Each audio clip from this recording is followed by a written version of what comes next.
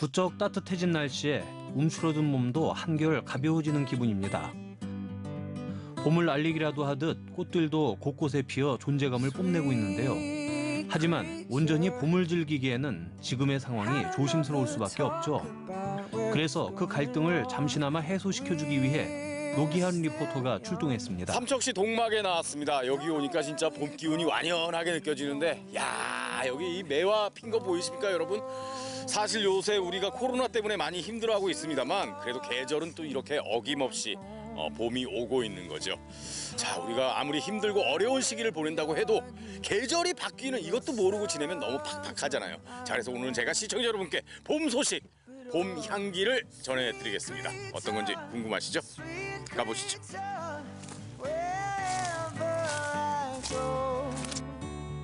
목련이 흐드러지게 핀 곳에서 작업에 열중한 오늘의 주인공을 만났습니다. 꽃차의 명인이라고도 불리는 주인공인데요. 어떤 작업을 하고 있는지 궁금하네요. 야, 여기 목련나무가 있는데 뭐 작업하시는 분들이 있네요. 안녕하세요. 목련꽃 아직 안 폈는데 예. 지금 뭐 하시는 겁니까? 목련차 만들려고요. 아, 목련 차요? 예. 아, 목련으로도 차를 만들어서 마십니까? 예, 목련꽃차 만들려고 지금 요게 예. 딱 목련꽃차 만들기가 가장 적당히 하고 딱 좋아서 더 뭐- 피기 전에 얼른 딸려서. 전 처음 들어봤어요. 근데 목련 꽃차라는 게 있다는 걸. 요 나무가 지금 제가 키가 작은데 저한테는 이렇게 따기 좋은데 이 신랑이 도와주지 않으면 못해요. 아, 저기 남편 되시는 분이시구나. 예. 안녕하세요. 예. 꽃을 딸 때 주의사항은 당연한 얘기지만 꽃이 상하지 않게 하는 것인데요. 노기환 리포터도 조심스러운 손길로 거들어 봅니다. 희고 풍성한 꽃잎이 아름다운 목련은 꽃이 활짝 피기 전인 지금이 꽃차를 만들기에 적기인데요. 잎이 나기 전에 꽃이 금방 피고 지기 때문에 무엇보다 따는 타이밍을 잘 맞춰야 합니다. 향기에 취해 꽃을 따다 보니 어느새 한 바구니 가득입니다. 이제 다음 과정을 위해 목련을 한가득 안고 이동하는데요. 과연 다음은 어떤 과정을 거치게 될까요? 여기가 꽃차를 만드는 거. 네. 네. 그래서 그런지 딱 여기 들어오니까 네. 꽃향기가 그치. 정말. 이야, 여기 보니까 뒤에 네. 이게 다 꽃차인 거죠? 네. 예. 요즘 같은 계절에는 이제 어떤 꽃들로 차를 만들 수가 있는 거죠? 요즘은 생강나무꽃, 뭐 목련, 네. 그다음에 매화 이렇게 어. 펜지 이런 것들 하시면 아, 되겠습니다. 펜지도. 예. 예. 여기 뭐 매화 꽃차가 있어요. 여기? 요게 매화꽃차예요. 아, 이게. 예. 아, 이게 매화. 예, 한번 향 좀 맡아보세요. 어우, 엄청 세게 닫아 놓으셨네요. 그 습이 들어갈까봐 아, 만지면 습기가 들어가면 안 바삭바삭바삭 되니까? 소리가 날 거예요. 매화 향기가 싹 나죠. 진짜네요. 숙취 해소에 좋습니다. 아, 매화차는요? 예. 그럼 이거를 그냥 이렇게 물에 우려내서 마시는 네, 거죠? 예. 아, 이거는 이거는 이거 어디서 많이 본 것 같지 않습니까? 그러니까요. 예. 많이 본 것 같은데 향기 제가 좀 한번 맞춰보겠습니다. 네, 향기 좀 맡아보세요. 이거 제가 아는 거예요, 이거 향. 아이고, 우리 많이 맡은 그런 향인데. 아까 밭에서 맡았던 이 꽃입니다. 아, 이게 이거. 목련이에요? 예. 아, 이게 목련꽃차예요? 네. 목련 꽃잎만 이렇게 덮어 놓은 거예요. 아. 향기가 너무 좋죠. 아니, 그러면은 우리가 지금 아까 작업해온 이거를 네. 이렇게 만드는 거 아닙니까? 네. 목련꽃차는 어디에 좋죠? 비염과 코막힘, 축농증 이런 것이 좋습니다. 아, 그렇군요. 저처럼 좀 말을 많이 하는 사람에게도 예, 괜찮겠네요. 예. 네. 그러면은 뭐 이런 걸 좀 여쭤봐도 될지 모르겠습니다만, 선생님.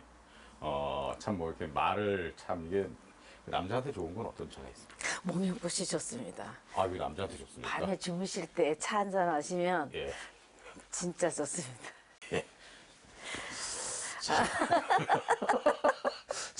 그러면은 이제 우리가 하여간 이거 따온 거를 네. 이렇게 만들어내는 거 아닙니까? 예. 이거 어떻게 만들죠, 이거를? 일단 뭐부터 해야 되죠, 그러면?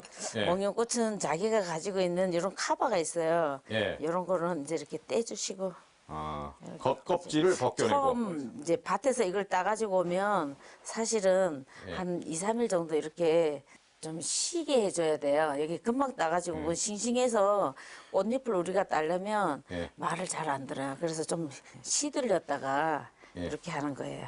예. 성격이 많이 온순해졌어요. 아. 그나마 아. 예, 새로 되니까 이렇게 해서 일단은 한 하루 정도 말려주는 거예요? 하루 정도 자기 모양을 작게 해주면 네. 되는 거예요. 아, 이렇게 펴서 자기 모양을 만들어주면 여기 있는 이 꽃처럼 이렇게 색이 잡았었죠. 이거는 무슨 꽃이죠? 이게 똑같은 요 꽃을 똑같이 이렇게 해놓으면 하루 정도 되면 이렇게 돼요. 아, 이거 목련이에요? 예. 근데 색깔이 노래지네요? 예, 하루 정도 두면 이렇게 돼요. 아, 요럴 때 이제 저는 아까 이거 멀리서 보고 예. 달걀 지단 붙여놓은 건 줄 알았어요. 전 붙이시라고. 아, 색깔이 예쁘죠. 아, 이게 이렇게 되는 거군요. 예. 아, 수분이 다 이렇게 해서 없어지면서. 꽃차를 만드는 방법이 여러 가지가 있어요.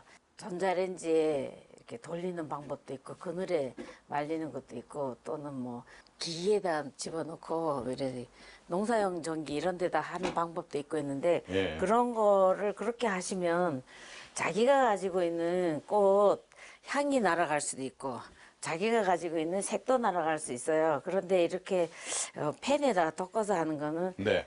그 꽃이 가지고 있는 맛, 향, 색을 다 자기가 안 빼앗기고 충분히 우리가 가지고 있어서 더 큰 꽃차가 좋은 거예요. 그래서 이제 덮는다는 게 그러니까 이제 뜨거운데 이렇게 익혀준다는 거예요. 손으로 이렇게 돌려가면서 익혀준다 이거죠? 예, 꽃이 자기가 가지고 있는 거를 익혀준다는 뜻이에요. 아, 예, 수분이 많은 꽃이잖아요. 예, 얘를 예. 바로 여기다 올리면 예.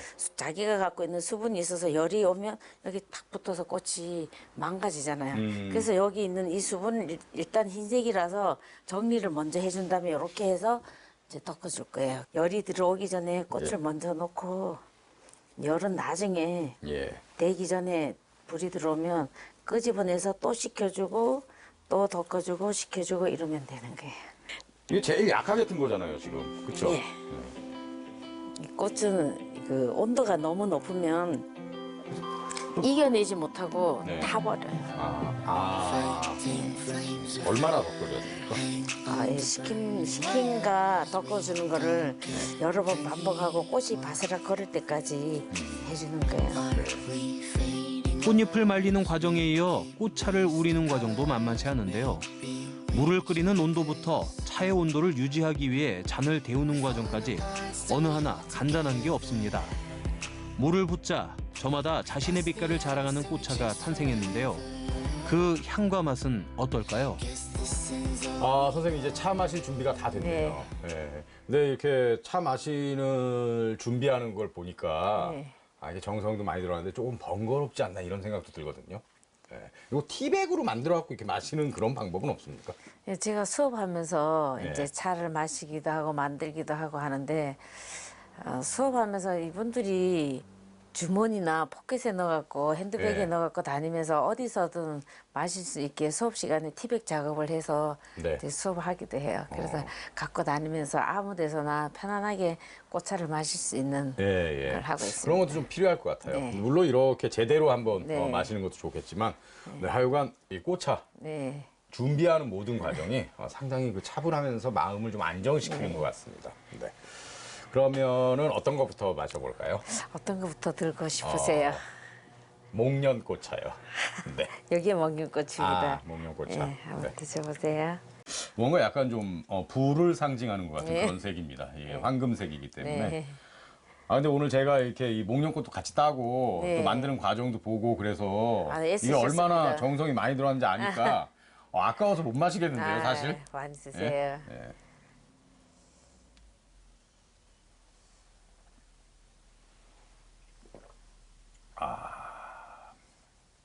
좋네요.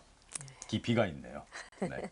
뭔가 이걸 마시니까 좀 마음이 안정되는 것 같고. 편안하게 네. 해주고요.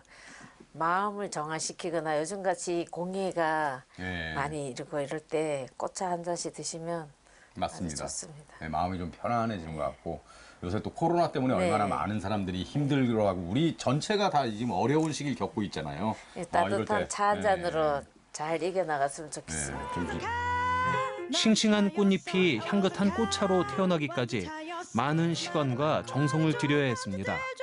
모든 과정을 겪어낸 꽃잎이야말로 가장 좋은 향과 맛으로 위안을 주는데요. 어려운 시기에도 어김없이 봄이 찾아왔듯이 보통의 봄도 보통의 일상도 금방 찾아올 겁니다.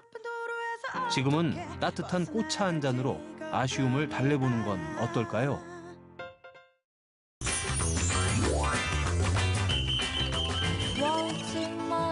대전 도심에 자연 생태계가 잘 보존된 보물 같은 곳이 있습니다. 도솔산 자락 월평공원 습지길인데요. 도심에서 만나기 어려운 자연 그대로의 풍경과 소리가 마음을 편안하게 합니다. 그동안 사람이 이제 손대지 않은 공간인 거예요. 그러니까 이제 뭐 아까 얘기한 도롱뇽이라든지 상개구리가 좀 편하게 번식할 수 있는 이런 웅덩이나 습지들이 남아있는 거예요. 또 감각적인 생활소품들이 가득한 가게에서 우리 집 분위기를 업 시켜보면 어떨까요? 걷고 싶은 월평공원 습지길을 찾아갑니다.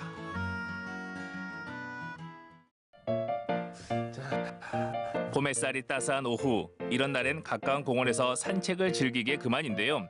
외출할 때 필수품, 마스크도 꼭 챙겨야겠죠.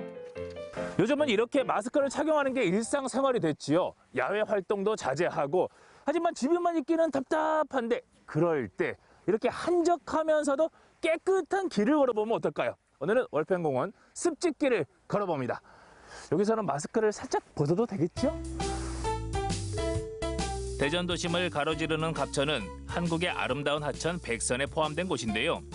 봄을 반기듯 유유히 흘러가는 갑천을 따라 산책하는 것도 좋지만 좀 더 안쪽으로 가면 특별한 곳이 기다리고 있습니다.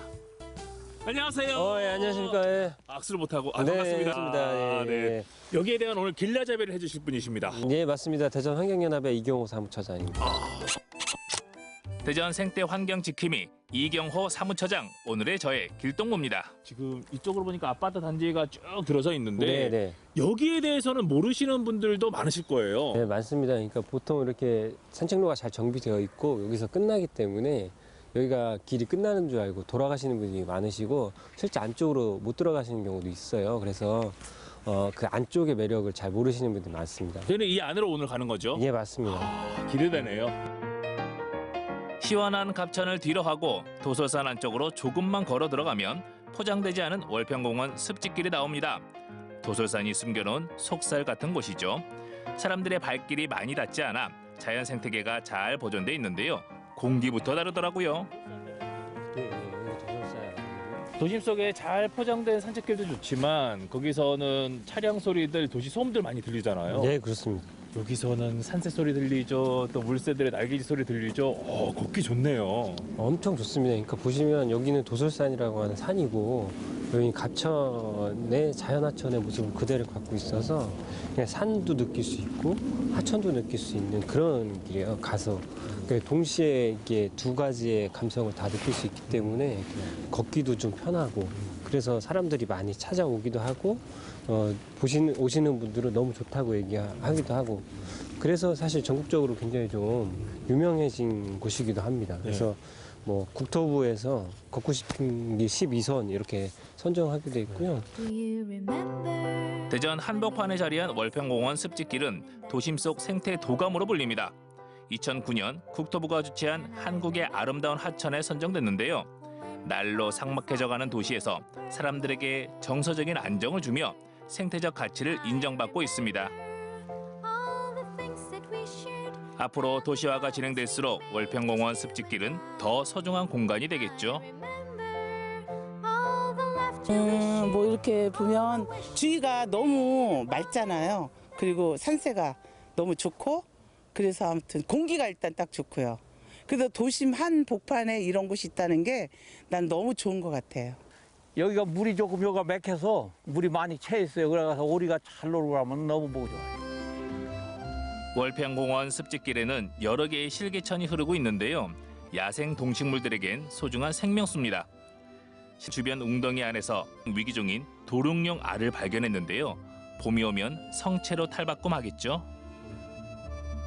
안에 이제 예전에는 주변에서 이런 것들 많이 봤었거든요. 그렇죠. 근데 요즘에는 보기가 쉽지 않잖아요. 그렇죠. 도롱뇽이 사실은 이제 자연에 그러니까 개발되고 도시화되면서 사실 적응에 좀 실패한 동물 중에 하나가 그 도롱뇽인데 그래서 대전도 조금 잘 보존된 곳이나 계곡 이런 데가 좋은 곳에서만 확인할 수 있는데 그 월평공원은 다행히 이런 그 공간, 웅덩이라고 하는 곳들이 많이 곳곳에 있거든요. 그래서 그 곳곳에 보면 이렇게 조금씩 알을 낳는 모습을 확인할 수 있어요. 봄 되면. 월평공원의 육상 생태계와 갑천의 수상 생태계가 조화를 이룬 습지길. 멸종 위기종이자 천연기념물 제454호 미호종계도 이곳에서 만날 수 있습니다. 뭐 대표적인 것이 사실 물에 사는 물고기 중에 미호종계라고 하는 갑천의 굉장히 상징적인 물고기입니다. 그래서 뭐 천연기념물이고 멸종위기종이기도 합니다. 그 밖에도 이제 뭐 육상에서 멸종위기종이 사기랑 뭐 수달 이런 애들도 여기서 서식하고 번식하는 지역이기도 하고요. 여기 이제 뭐 사람이 다니는 편하고 아름다운 길이기도 하지만 생물이 서식하는 아주 중요한 공간이기도 합니다. 그래서 이게 사실은 뭐 식장산이나 만인산, 그다음에 계룡산까지 이렇게 다 연결돼서 한 생태계를 이루는데 그 생태 거점 중에 가장 중요한 지역이 이 월평공원이다 이렇게 말씀드릴 수도 있어요. 습지길에서 봄 마중을 했으니 이번엔 우리 집의 봄을 들여나 볼까요? 문구류부터 액세서리와 그릇까지 다양한 인테리어 소품이 모여있는 편집샵을 찾았습니다. 향긋한 향기가 먼저 저를 반겨주고요. 또 주변의 아름다운 소품들에 눈이 가네요. 네. 여기는 어떤 곳이에요? 네, 여기는 핸드메이드 작가님들이 직접 만드시는 제품들을 입고시켜서 예쁜 제품들이 모두 모여있는 소품 편집샵이에요. 올망졸망 아기자기한 소품들이 사람들의 눈길을 끄는데요. 이게 다 작가들이 직접 만든 것들이라고 하니 하나하나에 더 관심이 가더라고요.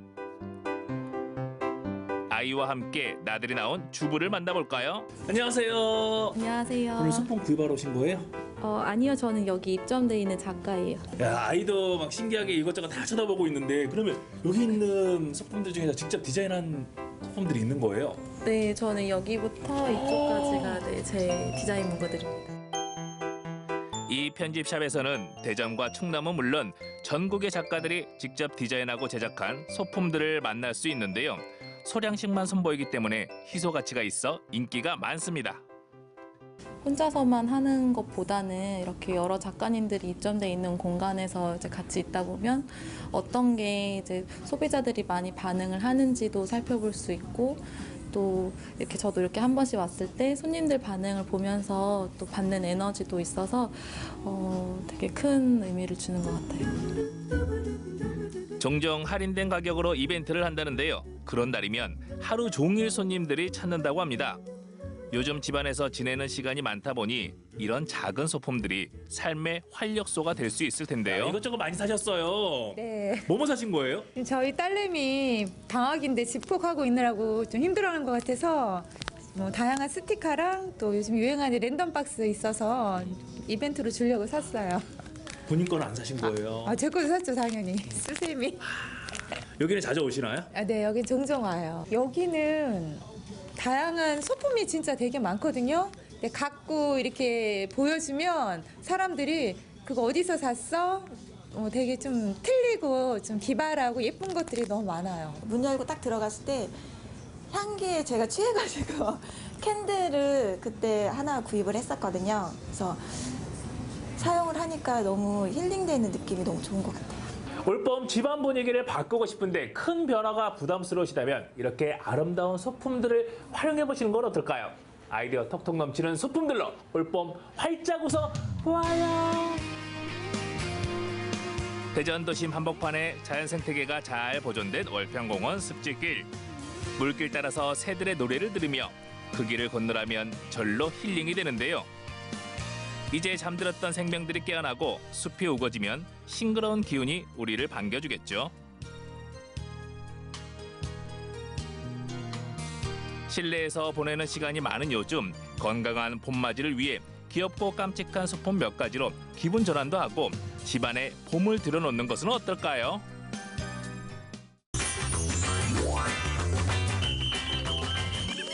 세계 5대 연안 습지 순천만. 올겨울에도 따뜻한 순천만의 품에 귀한 손님들이 찾아들었습니다. 올해는 월동 개체수가 2,500마리가 넘어섰고요. 그리고 일본 이즈미에서 북상하면서 순천만의 들른 개체수에 의해서 최대 개체수는 5,000마리가 넘어섰어요. 그리고 지금은 순천만의 겨울 가족인 흑두루미들이 다시 고향으로 돌아가야 할 시간. 이별과 만남이 공존하는 순천만의 봄을 만나봅니다. 순천만 인근에 자리한 한 카페. 1년 반 전 문을 연 이곳은 취미와 분위기를 함께 즐기는 도자기 공방. 공방 단골들이 이곳을 찾는 또 하나의 이유가 있는데요. 바로 통유리 너머로 드넓게 펼쳐진 순천만의 풍경 때문이죠. 여기 오면요, 이렇게 흙두루미도 많고 확 튀어 있어가지고 작업하는데 되게 힐링이 되고 좋아요. 처음에 이사 왔을 때는 흙두루미, 갈대밭 보고 다 우리 정원이라고 생각했어요. 뭐 정원이 따로 있어요? 그게 다 우리 정원이지. 이렇게 순천만을 앞마당 정원 삼아 도자기를 갈고 닦듯 매일 들여다본다는 주인장. 이젠 순천만 손님들이 가족 같으시겠어요. 마음적으로 보면은 두루미가 진짜 가족 단위로 다닌다는 거. 가족이라는 그 테두리 안에서 살아가고 있구나. 그런 것을 많이 느낍니다. 자, 그럼 이제 흙두루미 가족이 즐겨 찾는 자연의 쉼터 순천만을 더 가깝게 만나볼까요? 순천만에 오면 또 다른 즐거움이 체험선 타보는 건데요. 체험선을 타면 가장 가까이에서 자연스러운 철새의 모습을 또 지켜볼 수 있어요. 세계적 희귀조류 월동지 순천만 앞으로 출동. 선착장을 출발해 S자 갯골을 따라 이어지는 6km의 여정. 겨울과 초봄 사이 이 길 위엔 어떤 철새들의 발자국이 남겨졌을까요? 크게 보면 흙두루미를 포함한 두루미 종류, 그리고 맹금류, 그리고 오리 종류, 그리고 그런 종류들이 있는데 지난 환경부에서 조사할 때 순천만에 멸종위기종이 14종이 관찰됐어요. 그러니까 다른 지역에 비해서 단위 면적당으로 보면 가장 많은 멸종위기종이 서식하고 있다고 말할 수 있어요. 특히 올봄 흙두루미 가족의 동선엔 이상 기류가 발견됐다는데요. 전년도까지만 해도 오면 하루 아니면 이틀, 길어야 3일 있다가 북상을 했는데 올겨울에는 한 일주일 정도 일본에서 빨리 북상했을 뿐더러 순천만에 와서 거의 보름 이상을 지금 그대로 지내고 있어요. 지난 1월 말 천연기념물 황새가 관찰되며 멸종위기종 조류 최대 서식지로 부상한 순천만. 하지만 철새들의 쏟아지는 러브콜이 무조건 반길 만한 신호는 아니라는데요. 순천의 환경이 그만큼 좋다란 말도 되지만 또 다른 면에서는 다른 지역의 환경이 또 나빠져서 순천에 또 몰리는 현상도 같이 겹쳐졌다고 봐요. 너무 많은 철새들이 몰릴 경우 순천만의 생태계 역시 불안정해질 수밖에 없는 현실. 결국 대한민국 모든 철새 서식지가 운명 공동체란 얘기죠. 그런데 여기서 생기는 궁금증 하나. 과연 그 많은 철새들을 어떻게 파악하는 걸까요? 여기가 지금 흙두루미들의 잠자리예요. 잠자고 아침이면 해가 뜨면 이렇게 농경지로 먹이터로 날아가요. 용산전망대에서 날아가는 모습을 보고 그때 무리드별로 개체수를 적어나가요. 그럼 지금도 보면서 셀 수 있죠. 저기 앞에 5마리, 그 다음에 또 4마리, 또 2마리, 그러면 2마리. 지금까지 내 경험으로 봤을 때는 2,000마리 이내일 때는 오차가 5마리 이내. 그리고 4,000마리 넘어가면서부터 10마리에서 15마리 정도 오차. 이제 5,000마리 되면서부터는 거의 1%까지 올라가더라고요. 이 아날로그식 개체수 확인을 철새들이 순천만에 머무는 몇 달 동안 단 하루도 빠짐없이 진행한다니 정말 대단하죠. 게다가 관찰력 역시 수준급. 이거는 자기 가족을 지금 잃었다는 뜻이에요. 그러니까 흙두루미들은 가족 단위로 움직이는데 가장 정상 가족은 4마리가 한 가족이에요. 알을 2개씩 낳기 때문에. 그러니까 어미새 2마리하고 어린새 2마리. 그런데 어떤 가족은 3마리가 한 가족일 때 있어요. 거기에는 어린 새가 1마리. 그러니까 알을 잃었거나 새끼를 잃었거나. 그래서 날아갈 때 주로 가족 단위로 날아가요. 순천만 명예습지 안내인이란 이름으로 철새들과 함께해온 세월이 자그마치 10년. 매일 일기를 쓰듯 순천만의 가족을 지켜보며 얻은 귀한 깨달음입니다. 이들에게 흙두루미는요. 순천만의 보물이죠, 흙두루미가. 그러니까 순천만에 새가 많이 온다는 거는 순천만이 그만큼 생태적으로 잘 보존이 됐다는 거를 반증하는 거기 때문에 찾아오는 것 자체가 감사하고 저희는 행복하죠. 얘네들이 그 멀리서 어떻게 오는가 너무 신기하기도 하고 이제 여기서 곧 헤어져야 되잖아요. 얘들도 헤어지면 정말 멀리 한 반년은 정말 멀리 있다가 다시 겨울이 또 몰릴 건데 그런 것을 생각하면 어쩐지 가슴이 막 우리 일상생활처럼 이렇게 느껴져요. 늘 만남과 이별이 공존하는 공간. 그 반복되는 일상에서 지난 10년 강나루 씨를 이끈 동력은 무엇일까요? 그게 재밌으니까죠. 그러니까 그 친구들의 변화를 본다는 자체가 그 친구들이 앞으로의 일을 대비할 수도 있고 또 순천에서는 또 그것에 맞춰서 또 환경정책, 또 보존정책을 세울 수 있는 기본 자료니까. 며칠 사이 시베리아로 떠나게 될 흑두루미들. 긴 여행을 위한 에너지를 비축하는데요. 그 모습을 유심히 관찰하는 강나루 씨가 주목하는 건 바로 발. 발을 보는 이유는 밴딩을 찬아들이 있어요. 중국과 일본, 러시아에서 그 붙여놓은 그 밴딩을 보고 그 친구들이 이동 과정을, 그러니까 이동 통로를 알게 되는 거죠. 그래서 우리가 조사해서 그걸 알려주면 이제 그걸 참고로 해서 또 언제 어디로 이동하는지를 추적할 수 있습니다. 겨울 진객들이 순천만에 머무는 시간은 11월에서 3월 사이 5개월여. 갯가 생물들이 활동하는 11월과 3월을 제외한 3개월간 어미새가 되는 분들이 있는데요. 순천만 인근 논에서 키운 이 친환경 쌀을 흑두루미의 먹이로 주는 겁니다. 배를 수확해가지고 이 반은 지금 수확을 할 때 깔고 한 12월이 넘고 이제 1월 달부터는 일주일에 한 10톤 빼기 하나에 약간 한 1톤이 좀 못 됩니다만 한 10개에서 12백을 주고 있습니다. 흑두루미 먹이 주는 날은 일주일에 한 번. 시베리아 갈 채비에 정신없던 녀석들 먹이 차량 등장과 동시에 멋진 군무를 선보입니다. 야, 정말 장관이죠. 하지만 이건 예민한 흑두루미들이 자리를 피하는 행동. 민감한 흑두루미들을 위해 신속 정확하게 고향인 시베리아까지 먼 길 떠나가려면 속을 든든하게 채워야 하니까요. 매년 3월 아쉬운 이별로 새로운 계절을 시작하는 순천만. 흑두루미들이 떠나간 순천만의 빈자리는 또 어떤 새로운 가족들로 채워지게 될까요? 그 기대감 속에 순천만은 올해도 흑두루미 가족을 떠나보냅니다. 안녕. 다음 겨울에 다시 만나자. 중국보훈회관도 있고 종합사회복지관 잘 지어졌네. 안녕하세요. 무슨 일 하세요 여기서? 여기 복지관이라서 예.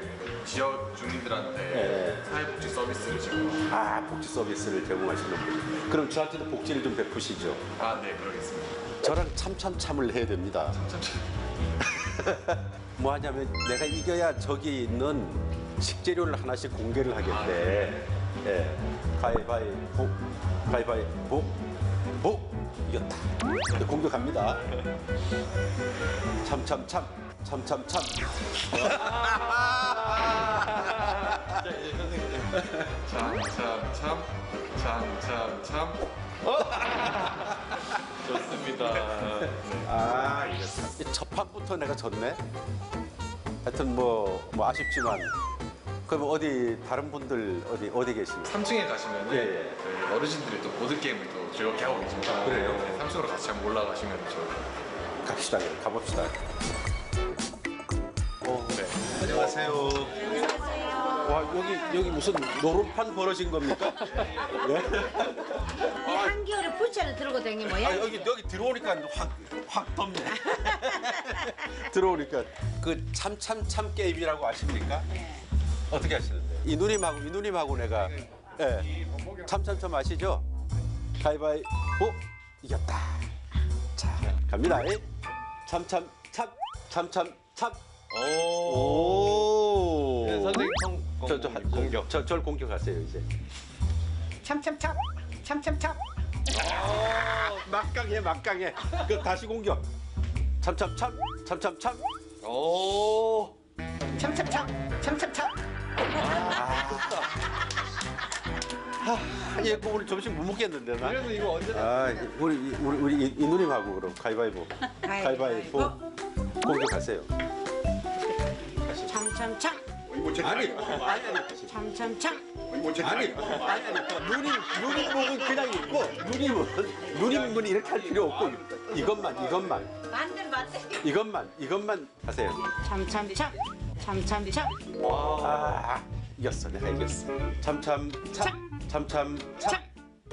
이겼습니다. 이겼습니다. 세 번째요. 뭐야?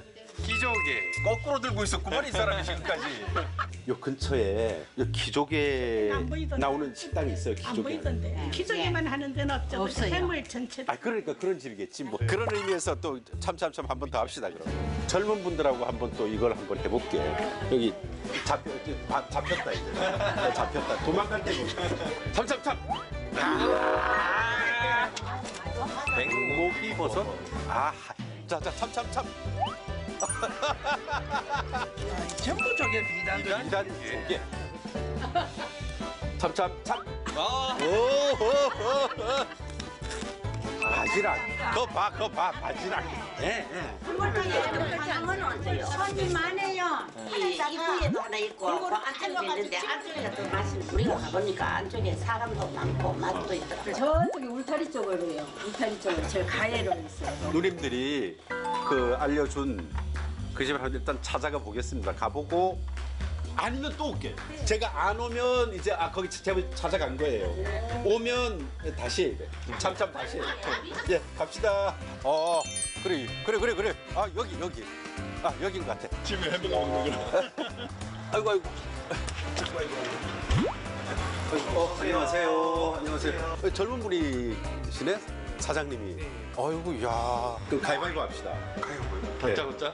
아 무조건 가위바위보. 보. 끝까지 보.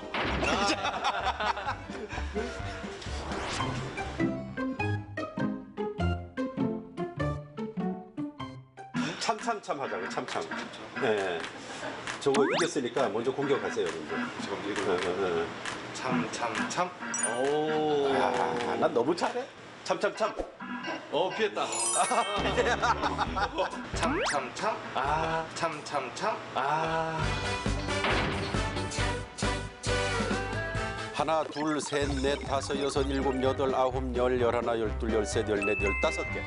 눈에 딱 띄는 게 랍스타가 지금 있어요? 네, 저기 안에 있어요. 어디에? 안에. 어디? 여기 왜도 호수가 있어? 식당 안에 호수가. 오 정말. 와. 이야. 오. 저 안에 쟤들 모여 있는 거 봐. 한번 싱싱한지 안 한지. 이거 집게 바로 다 묶어놔가지고. 오이구야. 어이구야 무거워. 와. 이야. 이거 봐봐. 얘가 지금 저 체조하고 있네. 이거 봐봐. 이게 지금 장난 아니야 이거 지금. 와. 이야. 우리 이거 같은 음식이 진짜 기대가 됩니다. 오늘 제가 한번 또. 나 맛없으면 바로 가요. 알죠? 알겠습니다. 맛있게 드릴게요. 사장님. 나 지금 흥분되네. 이야, 이거 보는 순간 이거 다 막 손님들이 흥분하고 그러지 않습니까? 내가 지금 흥분되거든. 예. 오시면 지금 제가 어디서부터 손을 대야 할지.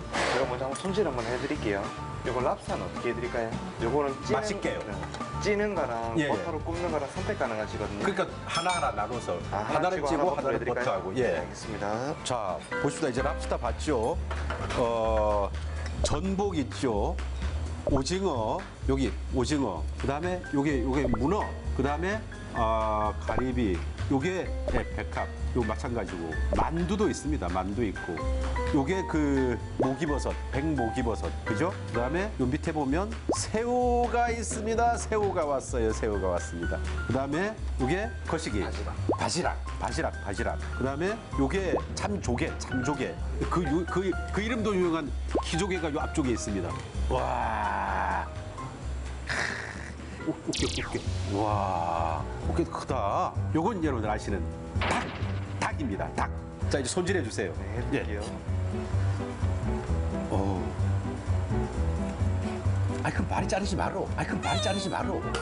그냥 통으로 둬요. 내가 그냥 한 입에 먹어야 돼. 그럼 이제 여기서 이렇게 손님들마다 다 와서 이렇게 해줘요? 네, 다 해드리죠. 이건 젓가락질만 열심히 하면 되네, 그죠? 야. 지금 바로 다 드셔도 되고요. 예. 육수만 조금 더 끓고 드시면 됩니다. 여러분, 근데 랍스타가 지금 이제 조리 중에 있기 때문에 첫 번째 초이스는 말입니다. 예, 키조개로 가겠습니다. 키조개. 이야, 왜 키조개를 잘라가지고 이거 통으로 그냥 탁 먹어야 되는데 이거. 이게 조개 중에서도 기조개가 난 맛있더라고. 요 쫄깃쫄깃한 식감에 맛이 있잖아. 어떻게 이렇게 오묘한 맛이 나는지 몰라. 이 기조개는 그 육질이 예술이야, 진짜. 거기다가 어쩌면 조개 맛의 총집합이라고 할 수 있어. 그다음에 이제 잠조개, 잠조개. 야. 그리고 이게 씹으면 이게 뭐 단맛이 나는 것 같아. 달아. 근데 예, 랍스타가 왔습니다. 와, 요건 그냥 찐 거죠? 네. 예. 요거는 버터로 구운 거 그죠? 그 이제 요거는 식으면 굳어지거든요. 예, 먼저 예. 드셔야 됩니다. 예. 이걸 빨리 먹어야 돼. 일단 찜부터 찜. 이야, 이거. 이야. 이렇게 맛있는데 이게 무슨 말이 필요해? 이게 자체 양념이 다 돼 있네. 짭조름하면서. 근데 아주 맛있게. 여기 자 몸통. 이게 한 마리라고 봐야지. 이게 한 마리. 이 몸에 여기 딱 있던 거 아니야. 맛을 음미하기 위해서 두 번으로 나눠서 먹어야 돼. 한 번에 먹으면 아깝잖아. 이게 돈이 얼마인데?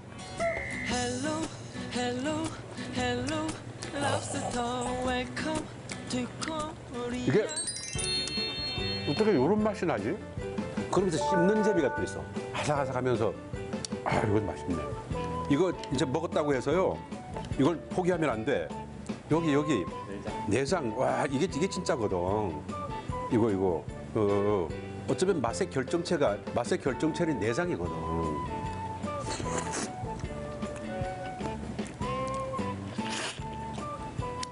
이 한 마리가 이렇게 없어졌는데 속상하네. 이거 자 다음에 버터구이 가겠습니다. 버터구이. 이게 조금 더 맛을 이렇게 줘야 버터가 들어갔으니까. 그렇지만 이 본연의 맛은 그냥 찜으로 즐기는 것이 더 나을 거예요. 아까 사장님이 이 버터구이는 젊은 분들이 좋아한다고 그랬잖아요. 그러니까 그거 딱 내 입맛이네. 딱 내 입맛이야. 다음에 전복 먹어줘요, 전복. 전복을 왜 잘랐어? 습관입니다. 안 자른 전복 없지 이제? 다 잘랐네. 전부 다 잘라버렸습니다. 요게 포들포들하면서 그 왜 이 바다의 향을 그냥 담고 있어. 쫙 지금 여기가 바다 한가운데야. 바다 한가운데 지금 쫙 얘들이 다 모여 있잖아. 얘들이 오늘 잔치벌이었는데 잔치벌리다가 지금 뜨거운 데다 들어가가지고 지금. 이거 잘랐어요? 이거 자른 거야? 이거 잘랐어요? 이거 자른 거야? 안 잘랐습니다. 근데 왜 떨어져 지금? 내가 집어드는 순간 얘가 떨어져 버렸어.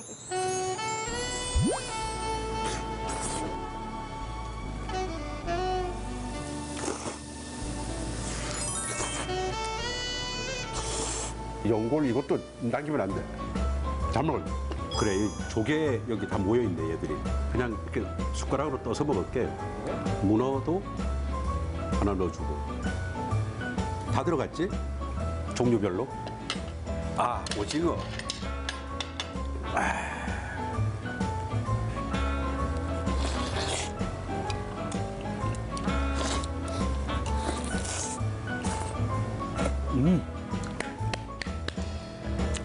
오늘 촬영 끝. 사장님. 네. 라면 살이 있죠? 네, 있습니다. 우리 그 음식의 마무리는 탄수화물. 그러니까 여기서 라면을 먹어줘야 오늘 한 끼 했다. 탄수화물이 들어가 줘야 된다니까. 일단 국물 맛을 좀 보고.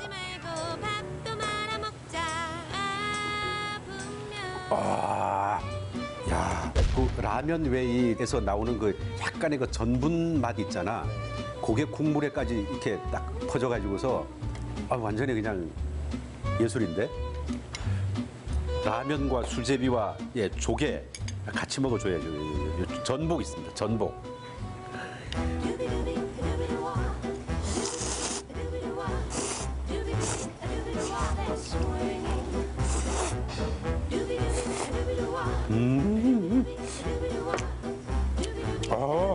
너무 행복해.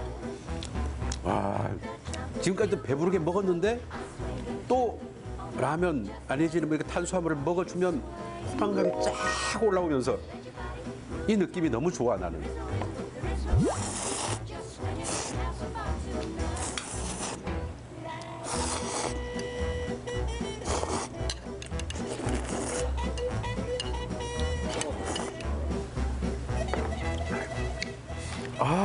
더 이제 이 배 보세요, 배. 이 배 좀 봐, 이 배 좀 봐. 나 이제 더 말 못해. 오셨습니까? 우리 젊은 사장님.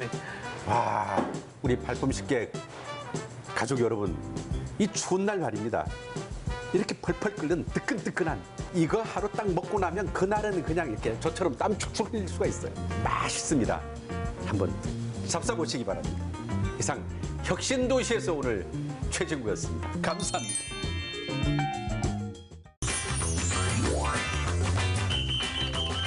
여러분, 봄이 시작이 된 것 같기는 한데요. 아직 저는요, 봄을 맞이하지 못한 것 같아요. 마음도 굉장히 우중충하고, 오늘 보세요. 이 날씨도 너무 우중충하고, 그리고 무엇보다도 이 코로나19인가 머시갱인가 그 바이러스 때문에 많은 분들이 정말 우울해하시잖아요.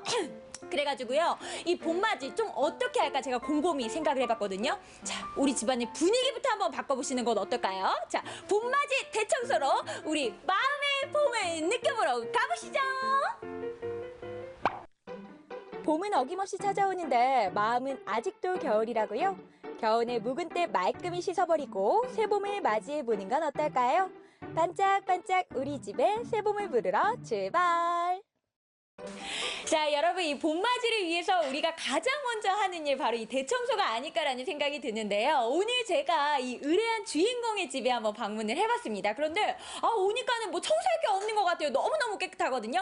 그러나 구석구석 쌓여있는 이 먼지들이 참 많이 있다고 합니다. 자, 어디를 한번 청소를 해봐야 될지 지금부터 한번 살펴보시죠. 지난 여름 뜨겁게 불사르고 겨울잠에 들어갔던 우리 집 에어컨. 호흡기 관련 생활 가전인 만큼 미리미리 점검해두면 좋은데요. 우리 집 에어컨이 그냥 다 부시고 난리가 났어요, 선생님. 막 지금 막 나사 돌아가고, 어머야, 저 지금 제대로 청소가 되고 있는 거예요? 대부분 이제 가정에서 알고 있는 게 기본적으로 필터 청소만을 기본적으로 알고 계세요. 근데 그 안에는 이제 그 팬이라든지 그 에바라는 냉각 핀이 있거든요.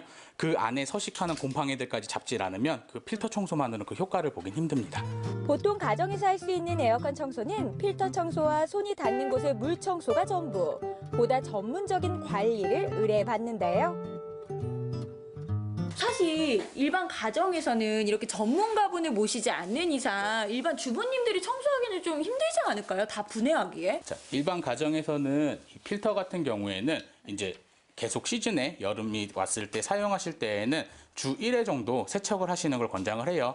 세척하시는 방법은 대부분 필터가 에어컨 뒤쪽에 부착이 되어 있기 때문에 잡아당기셔서 빼신 후에 그리고 샤워기를 이용해 세척을 하시는데 샤워기를 이용해 세척을 하기 전에 준송세제를 좀 발라서 어느 정도 약품 반응에 시간을 두고 하시면은 더 빨리 때를 제거할 수가 있게 됩니다. 에어컨 필터는 일주일에 한 번 중성세제를 이용해 닦아주면 보다 좋은 효과를 볼 수 있다는 사실 잊지 마세요. 그럼 분해된 에어컨의 속사정은 어떤지 눈으로 확인해 볼까요? 이게 진짜 에어컨을 분해하기 전에는 정말 깨끗해 보였거든요. 그런데 분해하고 났더니 눈에 보이는 곰팡이가 와 진짜 끔찍해요. 근데 이 상태로 여름을 만약에 맞이했다면 이 호흡기 안으로 다 들어갔다라고 생각을 하니까 이거를 생각하면 더 끔찍한 것 같다라는 생각이 들거든요. 정말 분해해가지고 세척할 필요가 있다라는 생각이 진짜 제 눈으로 확인이 됐습니다, 여러분. 에어컨이 제대로 청소되지 않으면 공기의 흐름이 막히고 통풍도 잘 되지 않아서 세균이 번식하기 쉬운데요. 사람의 호흡기에 들어가면 천식이나 가려움증, 피부 트러블 등을 유발할 수 있으므로 깨끗이 청소합니다. 다음 봄맞이 청소 두 번째는요, 바로 이 다용도실에 있는 이 세탁기예요. 이 세탁기 같은 경우에는 제가 또 아주 잘 알잖아요. 여기 같은 경우에는 그 베이킹소다. 그 베이킹소다를 여기에다가 그냥 칵칵칵 넣어가지고 뜨거운 물에 이렇게 막 부풀립니다. 그러면은요, 여기에 막 찌꺼기, 먼지, 막 오염물 요런 게 막 나와요. 그리고 난 다음에 물을 그냥 쫙 빼줘요. 그러면은 세탁기 청소 끝이에요. 맞죠? 맞죠, 여러분? 잠시만요. 잘못된 지식입니다, 그건. 아니에요. 아니에요. 이거는요 인터넷에 나와 있는 정보예요. 제가 그리고 TV에서 엄청 많이 봤어요, 대표님. 근데 그거 같은 경우에는 맨 처음에 세탁기를 구매하고 나서 처음부터 관리를 하셨으면은 그 방법을 쓰셔도 돼요. 하지만 5, 6년 이상 지속적으로 세탁기를 오랫동안 쓰시다가 이제 찌든 때가 나온다고 해서 그걸 사용하게 되시면 그 먼지들이 일어나서 안에서 놀게 됩니다. 그래서 그 먼지들이 배출이 안 되고 계속 세탁물에 묻어나오는 역효과가 발생할 수 있는 거죠. 아유, 어쩐지 아무리 그냥 옷을 빨아도요 그 쾌쾌한 그 냄새 있잖아요. 그 땀 냄새, 그 찌든 냄새가 없어지질 않더라고요. 아이고, 이거 세탁기 문제였네. 세탁조 안에 있는 곰팡이균들 때문에 말랐을 때는 그 냄새가 안 느껴지더라도 물이 묻거나 약간 축축함이 생긴더라면 다시 그 냄새는 나올 수밖에 없으니 완전 분해를 해서 그 곰팡이 잡지 않는 이상 그 냄새는 해결되지 않으실 겁니다. 그렇다면 세탁기 안의 상태는 어떤지 볼까요? 대표님, 이제 나사는 다 분리가 돼 있고 들어주세요. 네, 이제 나 보기 싫어. 나 무서워. 통을 어떻게? 한번 해보도록 하겠습니다. 네, 하나, 둘, 셋. 생각보다 깨끗하지 않구나. 하지 않구나. 야, 여기 보면은 이거는 진짜 분해를 해야만 알 수 있는 것들이잖아요. 여기 보세요. 여기 봐. 이거 여기다가 박경리 이름도 새길 수 있을 것 같아요. 여기 뭔지. 이거 봐봐. 이거는 진짜 아무리 깨끗한 주부님들이라고 할지라도 여기까지는 정말 관리가 안 되잖아요. 그죠? 사실 이 카메라 뒤편으로 우리 집주인 주부님이 계세요. 굉장히 민망해 하시는데 대표님, 사실 근데 모든 집이 거의 다 이렇죠? 네, 저거는 굉장히 양호한 편이라고 보시면 됩니다. 네. 세탁기의 경우 빨래가 돌아가는 통은 깨끗하지만 안쪽에 물때와 곰팡이들이 잘 끼기 때문에 6개월에서 1년에 한 번씩은 청소를 해주는 것이 좋습니다. 그런데 비교적 관리가 잘 된 세탁기가 이렇다고요? 정말이지 할 말을 잃게 만드는데요. 장비를 이용해 그동안의 묵은 때까지 시원하게 벗겨냅니다.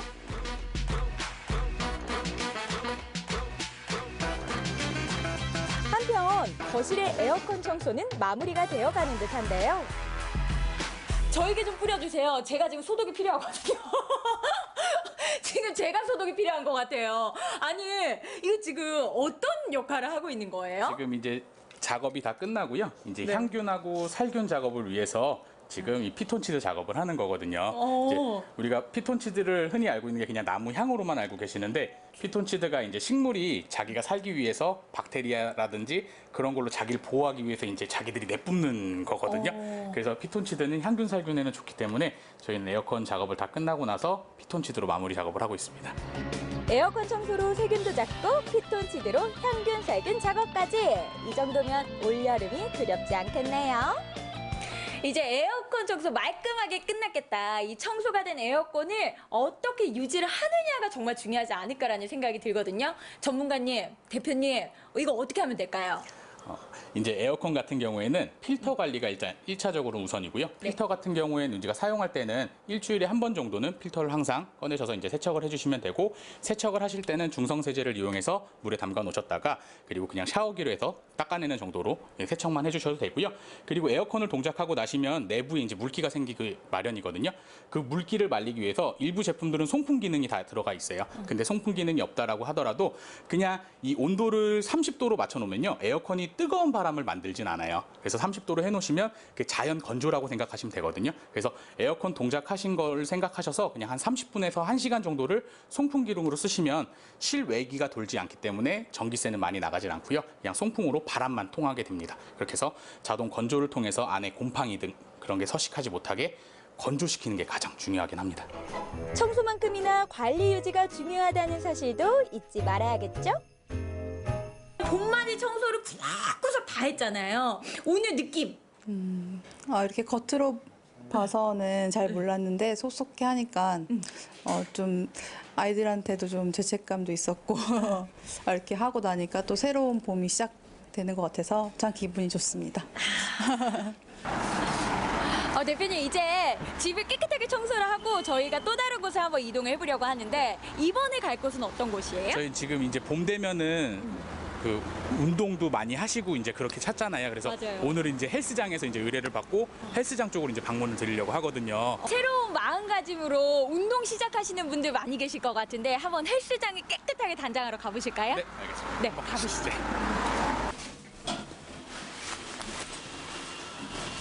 와, 아니 헬스장 규모가 엄청 커서 그런지 지금 작업하시는 분들도 굉장히 많이 계세요. 네. 아니 평소에 이 에어컨 청소 같은 거 사실 이렇게 대형 규모에서는 쉬운 일이 아니잖아요. 한 몇 달에 한 번씩 진행이 되는 거예요? 에어컨 청소 같은 경우에는요. 이제 냉방이 시작되기 전하고 난방이 시작되기 전을 기준으로 해서 1년에 2번 정도 진행을 하시는 게 분해 청소를 진행하시는 게 좋고요. 필터 같은 경우에는 약 2주에 한 번 정도는 필터 관리를 해주시면 이제 안에까지 오염물이 들어가는 걸 조금 더 방지하실 수가 있어요. 많은 사람들이 공동으로 사용하는 업소용 에어컨은 겉으로 보기에는 깨끗하지만 내부 오염이 심할 수 있어 위생에 더욱 신경을 쓰고 주기적으로 관리를 해주어야 한다네요. 어우, 아니 이거는 뭐 눈으로만 봐도 가정용 에어컨 세척하는 거랑은 스케일 자체가 다른 것 같아요. 막도 이렇게 막 씌워지고 저건 어떤 가정이에요, 대표님? 지금 저 가정은 이제 주변에 오물이 튀기는 걸 방지하기 위해서 이제 천정형 에어컨 전용 가대를 설치하는 거예요. 그래서 지금은 약품물 뿌리고 있는데 이제 약품물 한번 뿌리고서 고압의 세척기로 이용해서 세척을 진행하다 보면은 주변에 물이 많이 튈 수가 있어서 그거를 보호하기 위해서 지금 설치를 해놓은 겁니다. 회원들의 건강을 위해서라도 주기적인 청소는 필수. 필터는 물론 실외기와 프론트 판넬, 냉각판 등 세균이 번식하기 쉬운 곳들을 찾아서 꼼꼼히 세척합니다. 와, 보기만 해도 속이 다 시원하네요. 오늘 하루 종일 이렇게 봄맞이 대청소를 말끔하게 한번 해봤습니다. 뭐 가정에서도 그렇고요. 사람들이 많이 모이는 곳도 그렇고요. 진짜 청소라는 것은 정말 중요한데 이 시기가 진짜 특별히 중요할 것 같아요. 대표님 다시 한번 이 청소가 우리 생활에 있어서 왜 중요한지 다시 한번 말씀 부탁드릴게요. 지금 바이러스나 이런 걸로 인해서 뭐 다들 힘든 상황이고 이제 대처해 나가야 상황이긴 한데 우리가 가까이에 있는 우리 호흡기에 가까운 제품군부터 먼저 관리를 해야지만 그런 것도 또 이겨낼 수 있지 않을까라는 생각이 들고요. 2020년 새봄이 찾아오고 있습니다. 겨우내 묵을 때 싹 씻어버리고 집안에 반가운 새봄을 맞아보는 건 어떨까요? 여러분, 우리 집에도 봄이